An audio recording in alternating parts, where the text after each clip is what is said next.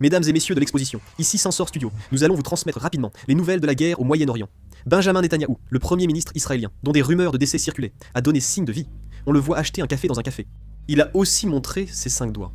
Une attaque a visé la base aérienne de Dezfoul, dans le sud-ouest de l'Iran. Une grande fumée apparaît. S'agit-il d'une vidéo d'attaque de l'armée iranienne? L'armée iranienne a annoncé qu'après l'attaque contre leur QG de la police, elle riposterait de façon similaire. Alors qu'un rassemblement pro-gouvernemental se tenait en Iran, une frappe aérienne israélienne a eu lieu. Les participants au rassemblement pro-gouvernemental expriment leur colère et élèvent la voix. C'est Tel Aviv. Le Times of Israel, citant Magen David Adom, rapporte que 2 hommes d'une 50aine d'années ont été légèrement blessés lors de l'attaque de missiles de l'Iran. Une bombe à sous-munitions est tombée dans la région centrale d'Israël. Un missile a frappé le centre d'Israël, créant un énorme cratère. C'est Israël. Suite à l'attaque de missiles de l'Iran, des citoyens choqués sont sortis dans la rue. La police fait tout son possible pour calmer la situation. L'armée de l'air israélienne a mené une frappe aérienne ciblant une base de drones iranienne. C'est Beyrouth, au Liban. En raison des attaques incessantes de l'armée israélienne, la ville elle-même est devenue une ruine. Le groupe d'assaut Amphibie Tripoli, avec des marines américains, traverse actuellement la mer de Chine méridionale.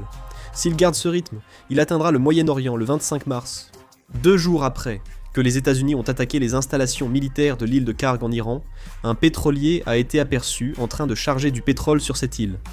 Selon la plateforme de suivi des navires Tanker Trackers, 7 autres pétroliers ont été repérés dans la zone de mouillage. Ali Larijani, secrétaire du Conseil suprême de sécurité nationale d'Iran, a évoqué des rumeurs selon lesquelles les restes de l'équipe Epstein planifieraient un incident similaire au 11 septembre pour accuser l'Iran.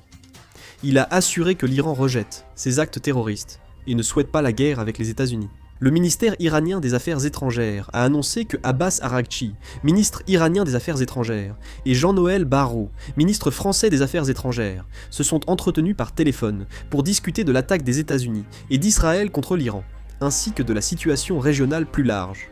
Ministre iranien des Affaires étrangères, Abbas Araghchi a déclaré que le nouveau guide suprême de l'Iran, Mojtaba Khamenei, contrôle la situation et exerce ses fonctions, tandis que le président Trump a affirmé que Mojtaba Khamenei serait probablement décédé.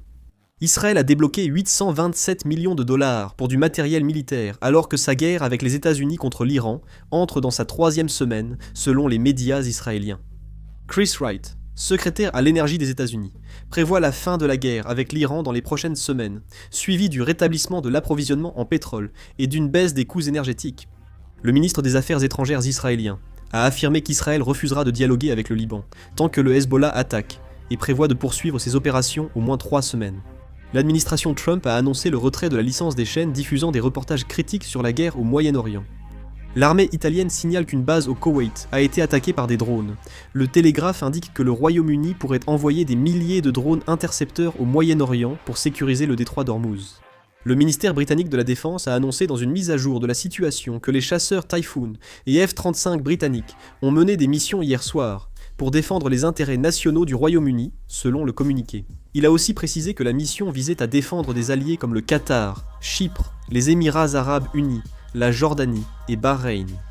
Selon Al Arabiya, les autorités des Émirats arabes unis ont arrêté 25 personnes accusées de faire l'éloge de l'Iran et de ses dirigeants et de soutenir les actions militaires iraniennes. Le Turkménistan a déployé une aide humanitaire à l'Iran. L'Organisation internationale pour les migrations indique que les attaques contre les villes iraniennes compliquent les déplacements de population. L'annonce indique que la destruction des logements et infrastructures pousse de nombreux Iraniens à fuir vers la région de Dokpo. Jugez plus sûr, je vous tiendrai informé si d'autres nouvelles arrivent, en réalisant et en publiant une nouvelle vidéo. La vidéo se termine ici, merci beaucoup.